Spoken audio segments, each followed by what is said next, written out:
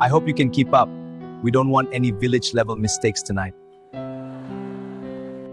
Yes, sir. I understand everything you said, including your assumption that intelligence has a postcode and that dignity comes with a price tag. Di restoran paling mahal di Jakarta, seorang miliarder tertawa kecil sambil berkata dalam bahasa asing.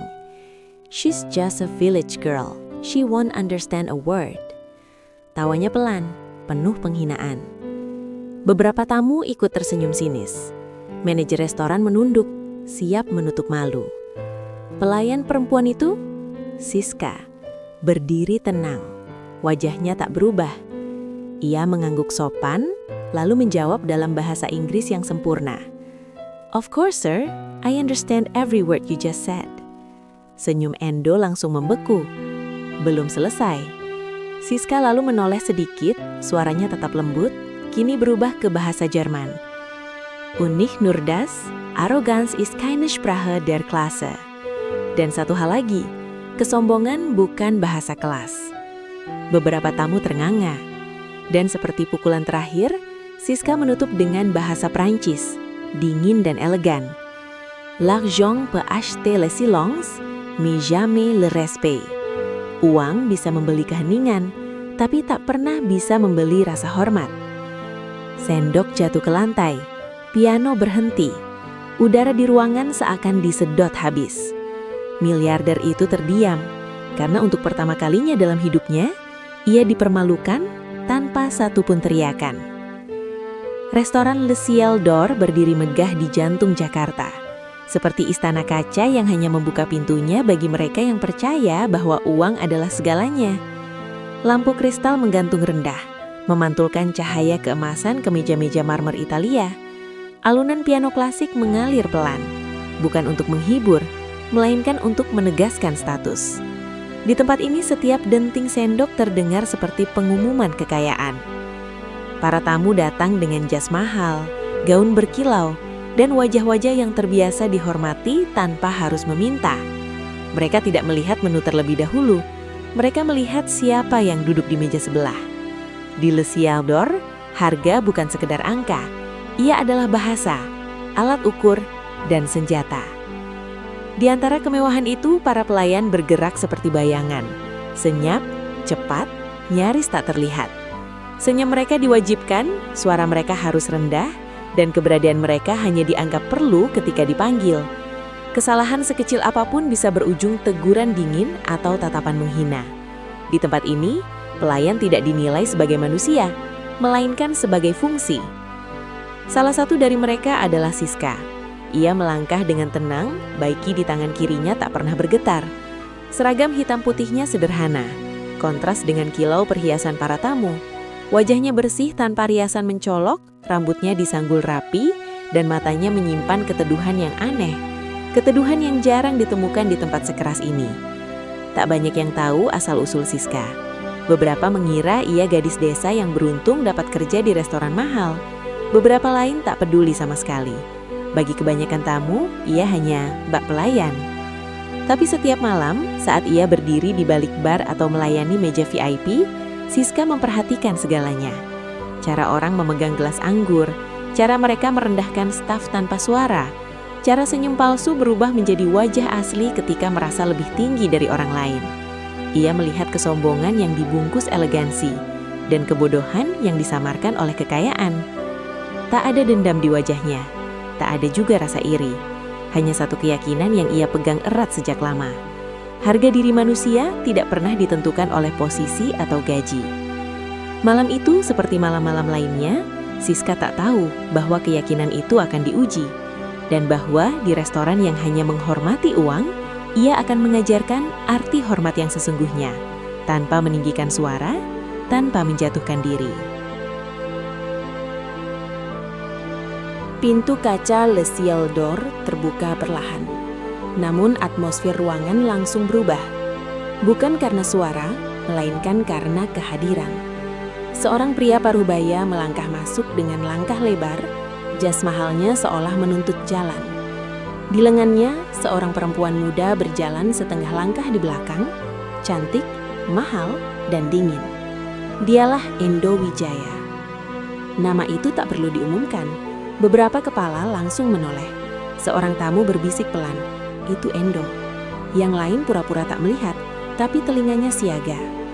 Di restoran ini, kekayaan adalah selebritas. Endo tidak melihat sekeliling, ia mengharapkan dilihat. Dagunya terangkat, matanya memindai ruangan seperti tuan tanah memeriksa ladang.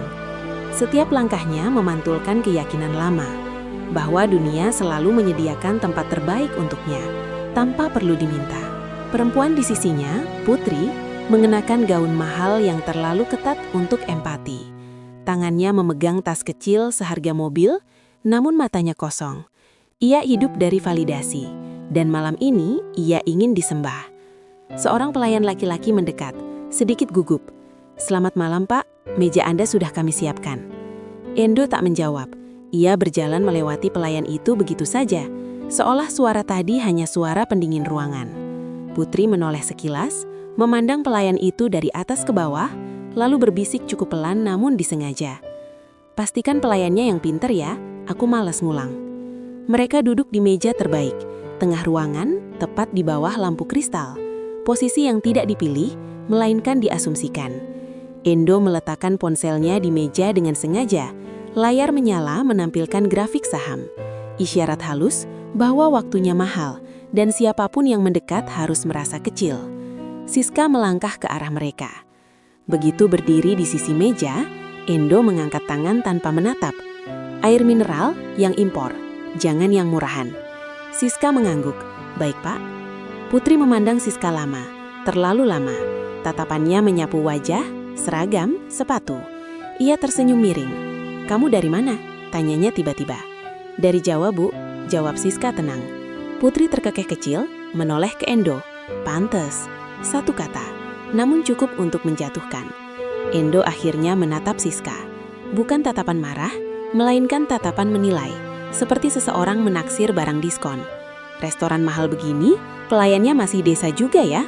Ia tertawa pelan. Putri ikut tertawa. Tawa yang tidak keras tapi tajam. Beberapa tamu mendengar. Tak ada yang menegur. Siska tetap tegap teguh. Tangannya terlipat rapi. Wajahnya netral, nyaris lembut. Namun di balik ketenangan itu, ia tahu ini bukan sekedar permintaan layanan. Ini adalah pertunjukan kekuasaan. Dan Endo sangat menikmati perannya. "Menu mana yang kamu ngerti?" tanya Endo santai. Namun nadanya menusuk. "Atau mau saya jelasin pelan-pelan?" Putri tersenyum puas. Malam baru dimulai. Dan bagi mereka, Siska hanyalah panggung. Tanpa mereka sadari, panggung itu akan runtuh tepat di bawah kaki mereka sendiri. Endo menyandarkan punggung ke kursi empuknya, seperti raja yang baru saja duduk di singgasana. Ia tidak membuka menu, tidak perlu. Baginya, menu hanyalah formalitas, sebuah permainan kecil sebelum ia menunjukkan siapa yang mengendalikan ruangan. Putri memutar gelas anggurnya perlahan, lalu menatap Siska dengan senyum yang terlalu manis untuk tulus. "Kamu ngerti menu ini?" tanyanya sambil menunjuk tulisan Prancis yang rumit. "Atau cuma hafal nama makanannya?" Beberapa tamu di meja sebelah melirik. Ada yang tersenyum, ada yang pura-pura sibuk. Siska menjawab pelan, sopan. "Saya mengerti, Bu." Putri terkekeh, menoleh ke Endo. "Dengar, Mbak, katanya ngerti." Endo tersenyum lebar. Inilah momen yang ia tunggu. Ia sedikit membungkuk ke arah Putri, namun suaranya sengaja tidak direndahkan. Ia ingin didengar. "Kalau begitu," katanya santai, "kita pesan pakai bahasa yang lebih pantas." Putri tertawa kecil, puas. Endo lalu berbicara dalam bahasa Inggris, lancar dan percaya diri, namun dengan nada merendahkan yang disengaja. "I hope you can keep up. We don't want any village-level mistakes tonight." Kata village diucapkan dengan tekanan khusus. Beberapa tamu menahan senyum. Seorang pelayan lain menunduk. Tanpa menunggu respons, Endo melanjutkan. Kini beralih ke bahasa Jerman. Lebih keras, lebih tajam. "Menschen wie Sie arbeiten hier, weil Sie keine andere Wahl haben." Orang sepertimu bekerja di sini karena tidak punya pilihan lain. Putri menutup mulutnya pura-pura terkejut, lalu tertawa. "Sayang, pelan dong, nanti dia nangis." Namun Endo belum selesai. Ia menikmati tatapan-tatapan di sekelilingnya. Ini bukan lagi soal makanan, ini soal dominasi. Ia mengakhiri dengan bahasa Prancis, nada suaranya ringan, seolah sedang bercanda. Elle est jolie, mais inutile de lui parler sérieusement. Dia cantik, tapi tak perlu diajak bicara serius. Kata-kata itu melayang di udara, tak ada yang menghentikannya.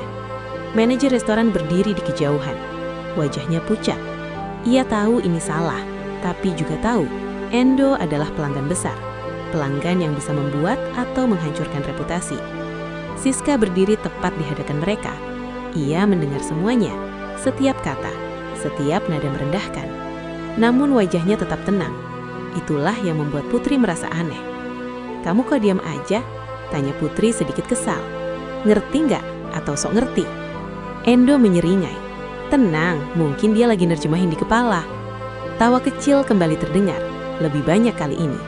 Ruang makan berubah menjadi panggung ejekan yang rapi, dibalut kristal dan musik mahal. Siska menatap buku catatan di tangannya, menutupnya perlahan, lalu mengangkat wajahnya. Di dalam dadanya tak ada marah, tak ada juga takut. Hanya satu kesadaran dingin. Mereka sudah melangkah terlalu jauh. Dan ketika seseorang menggunakan bahasa asing untuk mempermalukan, ia sering lupa satu hal paling penting. Bahasa tidak pernah memilih siapa yang pantas memahaminya. Siska menarik napas kecil. Senyum tipis muncul di sudut bibirnya. Dan di saat itulah, tanpa mereka sadari, permainan mulai berbalik arah. Hening turun di Les Ciels d'Or bukan seperti keheningan biasa. Ia tidak datang dengan damai. Ia datang menekan, seperti tangan tak terlihat yang mencengkram tenggorokan semua orang di ruangan itu. Siska berdiri diam di sisi meja. Buku catatan masih di tangannya. Pulpen belum bergerak, tak ada jawaban, tak ada senyum, tak ada reaksi. Endo mengerutkan dahi. Ia tidak terbiasa dengan keheningan yang tidak ia kendalikan. Biasanya, orang-orang akan tergesa menjelaskan, meminta maaf, atau tersenyum gugup demi menyelamatkan diri. Tapi, perempuan di hadapannya justru dia. Putri merasakan sesuatu yang tak nyaman. Ia menggeser duduknya sedikit, lalu tertawa kecil. Tawa yang terlalu cepat, terlalu dipaksakan. "Dia hang ya?" katanya, setengah bercanda. "Atau bahasa kita terlalu tinggi?" Tak ada yang menimpali. Piano di sudut ruangan tetap dimainkan. Tapi nadanya kini terdengar jauh, seolah datang dari ruang lain. Beberapa tamu berhenti makan. Garpu menggantung di udara. Ada yang pura-pura melihat ponsel, namun telinganya waspada. Manajer restoran melangkah setengah maju, lalu berhenti. Ia menimbang untung rugi dalam hitungan detik. Intervensi berarti resiko. Diam berarti membiarkan sesuatu yang terasa salah terus berjalan. Keringat dingin menuruni pelipisnya. Siska masih belum bergerak. Matanya tenang, namun bukan kosong. Seolah ia sedang menimbang sesuatu yang jauh lebih besar daripada ejekan barusan. Wajahnya tak menunjukkan luka.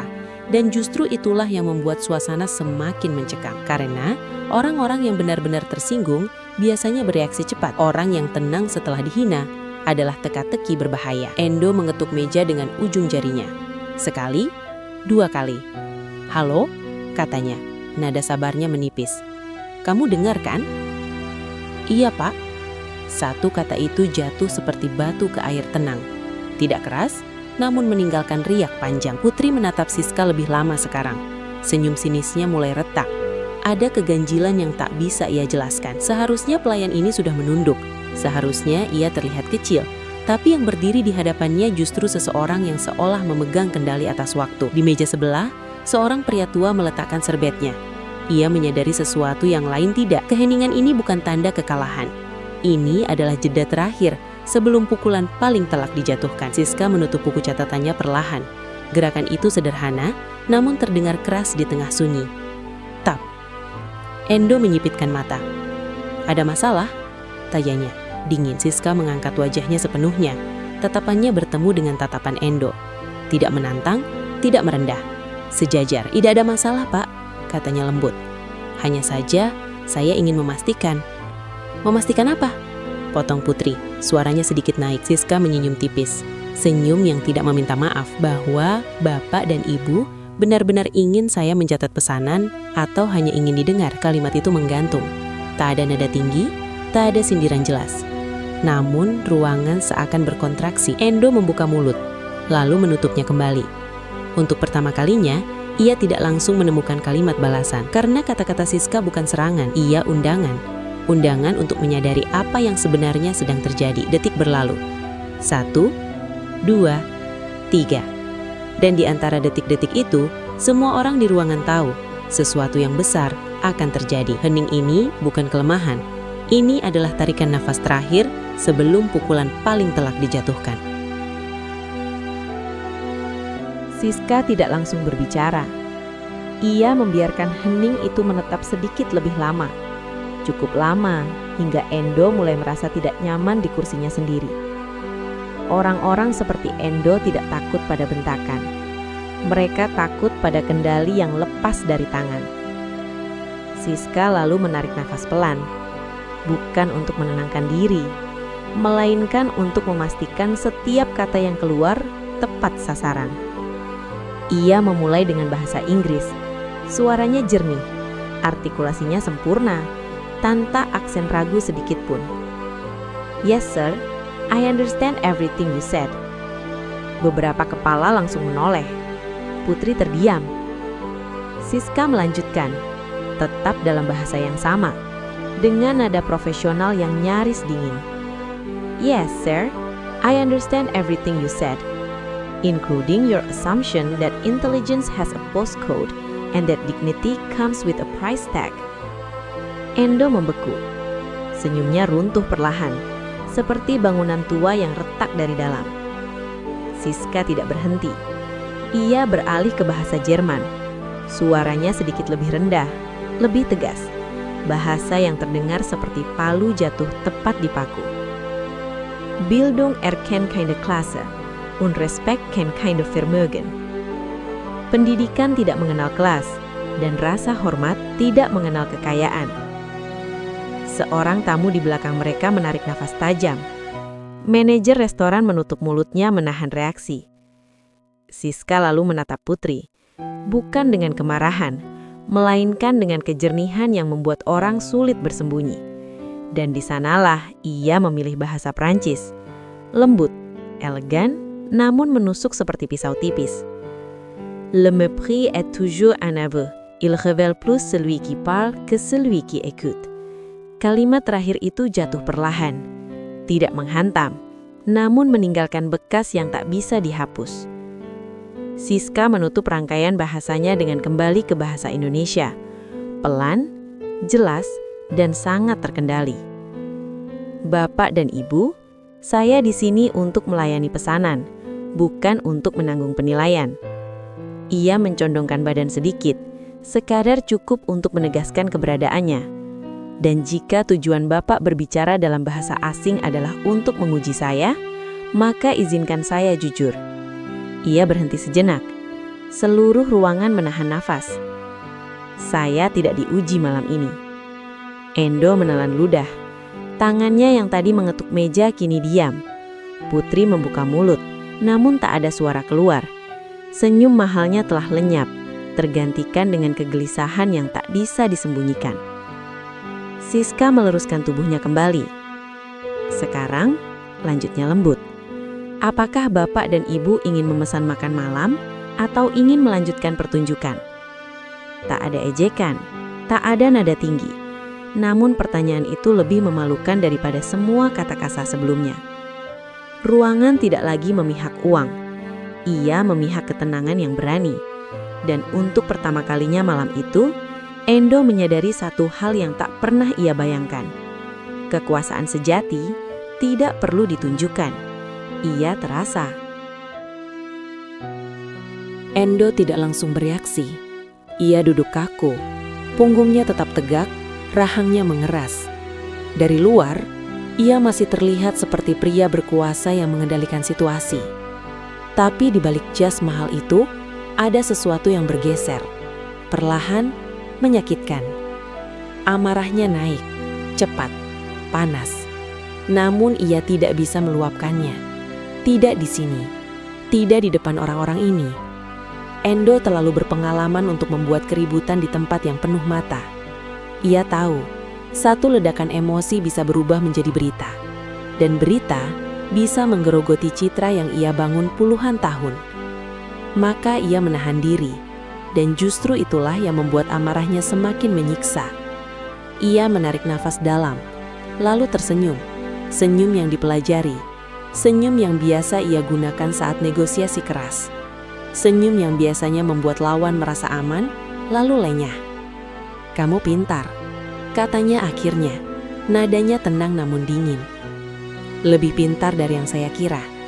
Kalimat itu terdengar seperti pujian, namun sesungguhnya adalah upaya terakhir untuk mengembalikan kendali. Siska mengangguk kecil, tidak membalas senyum itu. Putri menoleh ke Endo, matanya menyimpan kepanikan yang berusaha ia sembunyikan. Ia tahu, setiap detik yang berlalu tanpa Endo menutup situasi ini adalah kekalahan kecil yang terlihat oleh banyak orang, dan ia membenci perasaan itu. Endo kembali bicara, kini suaranya lebih rendah, lebih terkontrol. "Tidak semua orang bisa bekerja di tempat seperti ini," katanya. "Kami hanya ingin memastikan pelayanannya sepadan." Ia sengaja menggunakan kata "kami", membuat seolah ini diskusi wajar, bukan pertunjukan ego yang baru saja gagal. Beberapa tamu mengangguk samar, bukan setuju, melainkan mengakui kecerdikan manuver itu. Siska menjawab singkat, "Dan itu memang tugas kami, Pak. Tidak lebih, tidak kurang." Jawaban itu netral, terlalu netral, dan justru di sanalah Endo kembali merasa terpojok. Ia tidak mendapat perlawanan terbuka, hanya tembok tenang yang tidak bisa ia dobrak tanpa menjatuhkan dirinya sendiri. Ia menegakkan jasnya, merapihkan manset jam tangan emasnya. Gerakan kecil, namun penuh makna. "Aku masih seseorang." "Baiklah," katanya, sedikit lebih keras, cukup untuk didengar meja sekitar. "Kita lanjutkan saja. Saya tidak ingin malam ini rusak oleh hal-hal sepele." Kata sepele, ia ucapkan dengan tekanan halus, upaya menyusutkan momen yang baru saja mengoyak harga dirinya. Putri ikut tertawa kecil, terlalu cepat. Iya, drama nggak penting. Namun tawanya terdengar kosong. Endo mengangkat dagu, memandang sekeliling ruangan, memastikan kamera imajiner menangkap sisi terbaiknya. Ia sadar, ia tidak bisa memenangkan situasi ini dengan kekuatan. Maka ia memilih narasi. "Kami kesini untuk makan malam yang tenang," katanya. Kini seperti berbicara pada seluruh ruangan. "Dan saya percaya profesionalisme masih ada." Manajer restoran yang sejak tadi kaku segera melangkah maju. "Tentu, Pak, kami pastikan pelayanan terbaik." Endo mengangguk. Kemenangan kecil, setidaknya di permukaan. Namun saat Siska berbalik untuk mengambil pesanan, Endo menatap punggungnya dengan sorot mata yang berbeda. Bukan lagi meremehkan, melainkan terluka. Ia telah kalah satu ronde, tanpa ada teriakan, tanpa ada keributan. Dan itu adalah jenis kekalahan yang paling sulit diterima oleh orang seperti Endo. Kekalahan yang tidak bisa ditutupi uang, tidak bisa ditebus permintaan maaf, dan tidak bisa dihapus dengan satu telepon. Endo bersandar kembali, wajahnya kembali tenang. Image-nya selamat, tapi di dalam dadanya, amarah itu masih berputar. Bukan mencari pelampiasan, melainkan mencari jalan untuk membalas. Dan ia tahu, cerita ini belum selesai. Endo tidak terburu-buru. Ia tahu, balasan yang paling berbahaya bukan yang keras, melainkan yang tak terlihat sebagai serangan. Ia menunggu beberapa menit, membiarkan suasana seolah kembali normal. Garpu kembali bergerak, gelas kembali diangkat, piano kembali mengalun. Lalu ia tersenyum. "Ngomong-ngomong," katanya santai, sambil membuka menu. "Kamu sudah lama kerja di sini?" Nada suaranya ramah, hampir bersahabat. Siska menoleh. "Hampir 2 tahun, Pak." Endo mengangguk perlahan. "Oh, masih baru ya?" Kata "masih" terdengar ringan, tapi maknanya jelas. Belum siapa-siapa. Putri ikut masuk ke percakapan, kini lebih berhati-hati. "Kerja di tempat seperti ini pasti berat," katanya, seolah peduli. Tekanannya tinggi, salah sedikit bisa fatal. Ia tersenyum, menyesap anggur. Siska menangkap arah pembicaraan itu. Ia tahu, ini bukan empati, ini peringatan yang dibungkus perhatian. Lalu ia melanjutkan, kini suaranya dibuat sedikit lebih keras, cukup untuk didengar meja sekitar. Restoran seperti ini hidup dari reputasi, katanya. Satu ulasan buruk dari pelanggan yang salah bisa berbahaya. Ia berhenti sejenak, menatap Siska. Tatapan yang tidak mengancam, namun penuh maksud. Saya kenal pemiliknya, bukan teman dekat, tapi dunia ini kecil. Beberapa tamu mendengar, manajer restoran kembali menegang. Siska tidak langsung menjawab. Ia berdiri tegak, bahunya rileks. Ia tidak terlihat terintimidasi, dan itu sedikit mengganggu Endo. Karena licik bekerja paling efektif pada orang yang takut, dan perempuan ini tidak menunjukkannya. Saya paham, Pak, jawab Siska akhirnya. Karena itu, saya selalu berusaha profesional. Jawaban aman, terlalu aman. Endo menyipitkan mata. Ia berharap getaran, retak, permintaan maaf terselubung, namun yang ia dapatkan hanyalah ketenangan yang konsisten. Ia mengganti strategi. Kalau begitu, katanya sambil tersenyum lebih lebar, tolong rekomendasikan menu terbaik kalian, yang benar-benar layak. Kata layak kembali diberi tekanan. Siska menyudutkan beberapa menu, detail, presisi, tanpa ragu, bahkan menambahkan rekomendasi wine dengan pairing yang tepat. Putri mengangguk pelan, terpaksa mengakui keahlian itu. Namun Endo kembali menyela. Kamu yakin? Biasanya orang cuma hafal teori. Kalimat itu disampaikan sambil tertawa kecil, seolah bercanda. Beberapa tamu tertawa ikut-ikutan, bukan karena lucu, tapi karena refleks sosial. Endo melihat itu dan merasa sedikit kendali kembali ke tangannya. Ia menoleh ke manajer restoran yang berdiri tak jauh. Mas, saya harap standar di sini tetap dijaga. Kami bayar mahal untuk pengalaman, bukan eksperimen. Manajer mengangguk cepat. Tentu, Pak. Siska merasakan tekanan itu kini bergeser dari personal ke struktural. Endo tidak menyerangnya langsung. Ia menggiring situasi agar sistem yang menekannya. Cara yang rapi, cara orang berkuasa. Namun ketika Endo mengira bidaknya sudah bergerak sesuai rencana, Siska berkata dengan suara tenang, nyaris lembut. Pak Endo? Ia menyebut namanya, tanpa bertanya, tanpa ragu. Endo menoleh cepat. Ya? Lanjut Siska. Saya mengerti kekhawatiran Bapak soal reputasi. Karena itu saya selalu berhati-hati, bukan hanya dalam melayani, tapi juga dalam mengingat siapa yang memperlakukan orang lain dengan hormat dan siapa yang tidak. Kalimat itu disampaikan datar, tanpa ancaman. Namun Endo merasakannya seperti pisau tipis yang diselipkan di balik jasnya. Putri menatap Siska, kali ini tanpa senyum. Endo tersenyum kembali, lebih kaku. Tentu, katanya, kita semua saling belajar. Ia menang, setidaknya menurutnya. Namun saat Siska berbalik, Endo sadar sesuatu yang tidak ia perhitungkan. Perempuan ini bukan hanya kebal terhadap tekanan, ia juga mengingat dengan sangat baik. Dan untuk orang seperti Endo, itu jauh lebih berbahaya daripada perlawanan terbuka. Pemilik Le Ciel d'Or tidak biasa turun ke ruang makan. Ia bukan tipe yang suka pamer wajah. Bagi tamu-tamu lama, namanya lebih dikenal daripada sosoknya. Namun malam itu, dari balik pintu kaca ruang privat di lantai 2, Leonard Surya memperhatikan segalanya. Sejak awal, ia melihat bagaimana Endo masuk tanpa menoleh. Ia melihat bagaimana nada bicara berubah menjadi senjata. Dan ia melihat satu hal yang membuatnya berhenti menyesap wine. Cara Siska berdiri.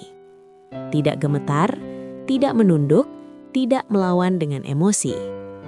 Leonard meletakkan gelasnya. Panggil saya manajer, katanya singkat. Manajer restoran mendekat dengan wajah tegang. Pak Leonard, saya tahu, potongnya pelan. Saya dengar. Leonard melangkah turun ke ruang makan. Tidak tergesa, tidak pula mencuri perhatian.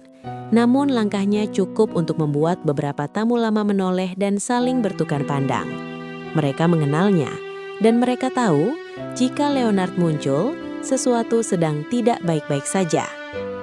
Endo sedang memotong steak ketika Leonard berhenti di samping mejanya. Selamat malam Pak Endo, sapa Leonard ramah. Endo mengangkat kepala, sedikit terkejut, lalu tersenyum cepat. Pak Leonard, wah jarang sekali turun langsung. Leonard tersenyum tipis. Malam ini sedikit berbeda. Ia melirik piring, lalu ke arah Siska yang berdiri tak jauh. Tatapan itu singkat, nyaris tak terlihat, namun penuh penilaian. Saya dengar ada ketegangan kecil. Lanjut Leonard, suaranya tenang. Saya hanya ingin memastikan tamu kami menikmati pengalaman terbaik. Endo mengangguk, senyum diplomatis terpasang sempurna. Tentu, kami hanya berdiskusi soal standar layanan. Putri ikut menimpali, lebih hati-hati sekarang. Pelayanannya unik. Leonard menoleh ke Siska. Bagaimana menurutmu? Tanyanya sederhana. Pertanyaan itu membuat udara berubah. Bukan karena nadanya, melainkan karena ia bertanya pada pelayan di depan tamu penting. Siska menjawab tanpa ragu. Saya menjalankan standar yang ditetapkan restoran, Pak. Leonard mengangguk. Saya tahu. Lalu ia kembali menatap Endo. Pak Endo, katanya masih sopan. Saya membangun restoran ini dengan satu prinsip. Setiap orang di dalamnya, tamu atau staf, berhak atas rasa hormat yang sama. Endo tersenyum. Tentu, saya setuju.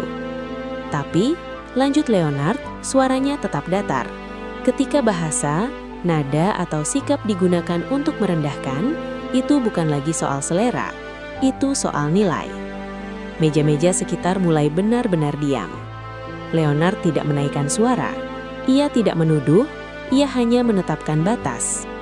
Saya menghargai kontribusi Anda sebagai pelanggan, katanya pada Endo. Tapi saya lebih menghargai orang-orang yang membuat tempat ini berjalan. Putri menelan ludah. Endo masih tersenyum, namun kini lebih tipis. Saya tidak bermaksud. Saya tahu, potong Leonard lembut. Dan karena itu saya turun sendiri, agar tidak ada kesalahpahaman. Ia lalu menoleh ke Siska. Siska, katanya jelas, lanjutkan tugasmu. Jika ada tekanan yang membuatmu tidak nyaman, itu tanggung jawab saya. Kalimat itu sederhana, namun efeknya menggetarkan seluruh ruangan. Endo akhirnya merasakan apa yang selama ini ia lakukan pada orang lain, kehilangan posisi dominan tanpa diserang langsung. Leonard mengangguk kecil pada Endo. Silahkan lanjutkan makan malam Anda. Lalu, ia pergi. Tanpa drama, tanpa kemenangan diumumkan. Namun semua orang tahu, malam ini uang baru saja kalah dari prinsip. Dan Endo baru saja menyadari bahwa permainan liciknya telah dibaca sejak awal. Endo seharusnya berhenti. Ia tahu itu. Naluri bisnisnya berteriak agar ia menutup malam ini dengan diam, membayar mahal, lalu pergi dengan kepala tegak. Leonard sudah turun tangan. Batas sudah ditarik. Situasi sudah jelas. Namun, justru disitulah letak kelemahannya. Endo tidak terbiasa tidak menang. Ia memotong steaknya terlalu keras. Garpu beradu dengan piring, menimbulkan suara tajam yang memecah sisa ketenangan. Beberapa tamu menoleh. Endo pura-pura tak peduli. Kita selesai, katanya tiba-tiba. Cukup keras. Pelayan, minta tagihan. Nada perintah. Nada lama.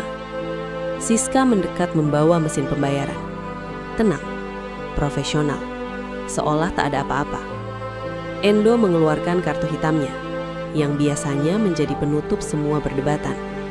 Ia meletakkannya di meja dengan gerakan lambat dan disengaja, memastikan semua orang melihat. Untuk pelayanannya, katanya menatap Siska. Saya harap kamu belajar satu hal. Siska menunggu. Endo tersenyum tipis. Tidak semua kecerdasan cocok dipamerkan di tempat kerja. Itulah kesalahannya. Kalimat itu bukan hanya terdengar oleh Siska, tapi juga oleh Leonard yang baru beberapa langkah pergi. Oleh manajer restoran, oleh tamu-tamu yang sejak tadi diam, dan oleh Putri, yang akhirnya tak sanggup lagi mempertahankan senyumnya. Cukup Endo. Suaranya pecah. Semua kepala menoleh. Putri berdiri. Tangannya gemetar. Wajahnya pucat. Riasannya tak lagi menyelamatkan apapun. Cukup Endo. Suaranya meninggi. Kamu pikir kamu terlihat hebat? Kamu bikin aku malu. Endo menoreh cepat. "Putri, duduk." "Tidak." Suaranya menggema. Beberapa tamu terkejut. "Aku capek pura-pura tertawa setiap kali kamu merendahkan orang," katanya. Air mata mulai jatuh. "Kamu kira semua ini soal uang? Kamu bahkan gak dengar betapa bodohnya kamu barusan." Hening kembali jatuh. Namun kali ini tidak terkendali. Endo bangkit setengah berdiri. "Jaga bicaramu. Ini bukan tempatnya. Justru ini tempatnya. Semua orang lihat siapa kamu sebenarnya." Beberapa tamu mulai berbisik. Ada yang mengeluarkan ponsel. Tidak terang-terangan tapi cukup jelas. Putri menoleh ke Siska. "Maaf," katanya lirih. Tulus, hancur.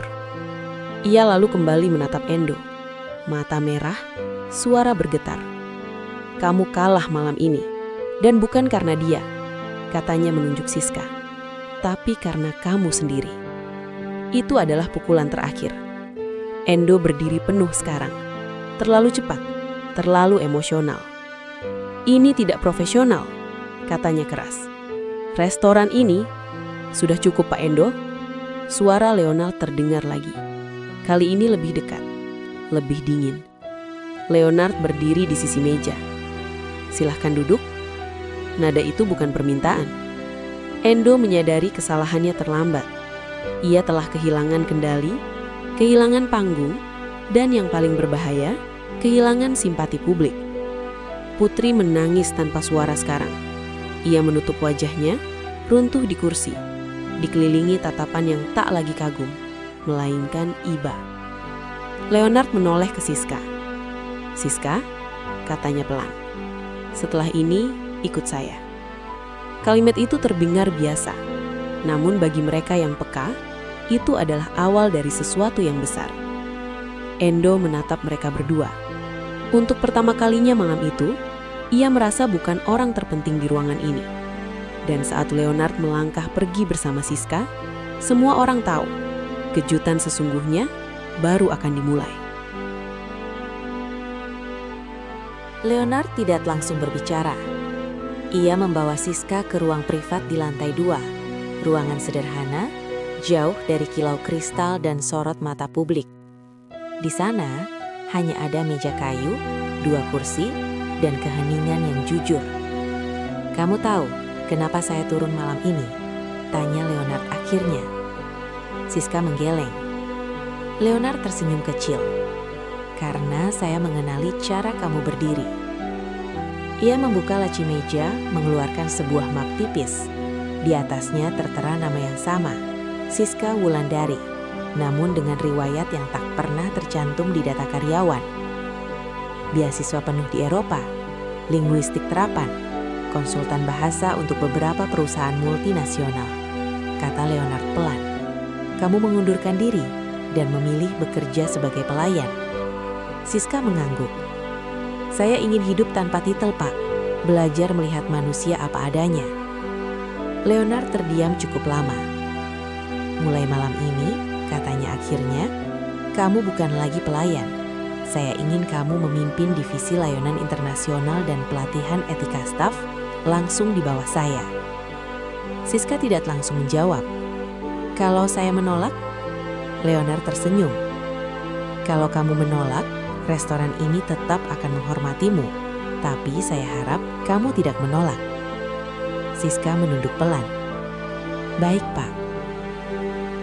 Sementara itu, di bawah, kehancuran Endo berlangsung tanpa sorotan lampu.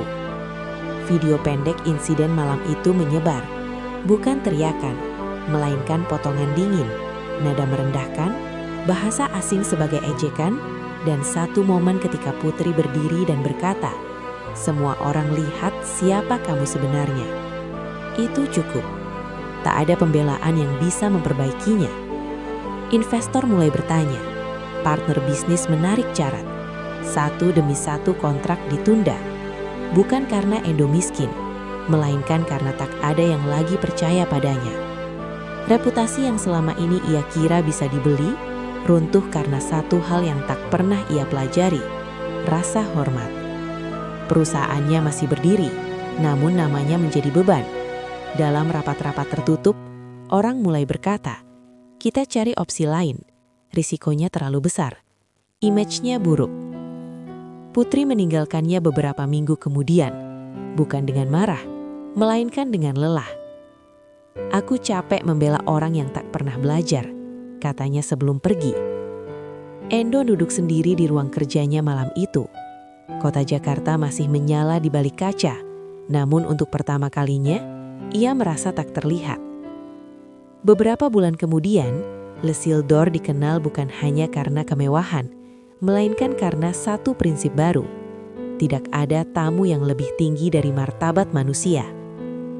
Siska berdiri di ruang makan itu lagi, bukan sebagai pelayan. Ia tidak berubah, masih tenang, masih sederhana. Namun kini, semua orang tahu, ia tak pernah kecil. Mereka hanya terlalu sombong untuk melihatnya. Dan di dunia yang terbiasa mengagungkan uang, kisah ini menjadi pengingat sunyi namun tajam. Kehancuran terbesar bukan kehilangan harta, melainkan kehilangan kepercayaan.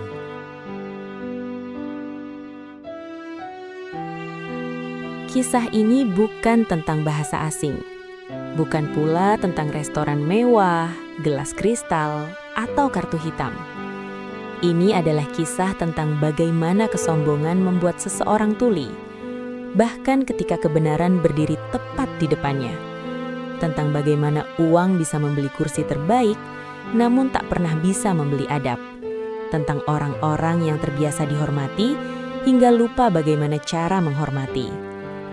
Siska tidak menang karena ia pintar. Ia menang karena ia tidak perlu merendahkan siapapun untuk berdiri tegak. Endo tidak runtuh karena miskin. Ia runtuh karena kepercayaan orang-orang padanya menguap satu persatu, tanpa suara. Dan disitulah pelajaran paling pahitnya. Kesombongan jarang menghancurkan kita secara langsung. Ia melakukannya perlahan saat kita merasa paling aman. Mungkin hari ini kita bukan miliarder. Mungkin kita bukan pelayan restoran mewah. Namun setiap dari kita punya pilihan yang sama setiap hari. Meninggikan diri atau memuliakan sesama. Karena pada akhirnya yang akan dikenang bukan seberapa tinggi kita berdiri, melainkan siapa yang tetap kita hormati saat kita berada di atas. Ya Allah, jauhkanlah kami dari kesombongan yang membutakan hati. Dari merasa lebih tinggi hingga lupa bahwa semua manusia sama di hadapan-Mu. Berikan kami kesehatan lahir dan batin, lapangkan rezeki kami dengan keberkahan, dan selamatkan kami dari ucapan serta sikap yang melukai tanpa kami sadari. Ya Allah, jadikan kami hamba yang rendah hati saat diberi kelebihan dan tetap mulia saat berada di posisi rendah. Salawat dan salam semoga selalu tercurah kepada junjungan kami, Nabi Muhammad SAW, yang mengajarkan bahwa kemuliaan sejati ada pada akhlak, bukan harta. Jika kisah ini menyentuh hatimu, bagikan agar lebih banyak orang diingatkan. Like jika kamu percaya bahwa adab lebih mahal dari uang. Dan subscribe atau follow agar kita terus belajar menjadi manusia yang lebih baik, bersama. Terima kasih sudah membaca hingga akhir. Semoga kisah ini bukan sekadar cerita, melainkan cermin untuk kita semua. Sampai jumpa di kisah berikutnya.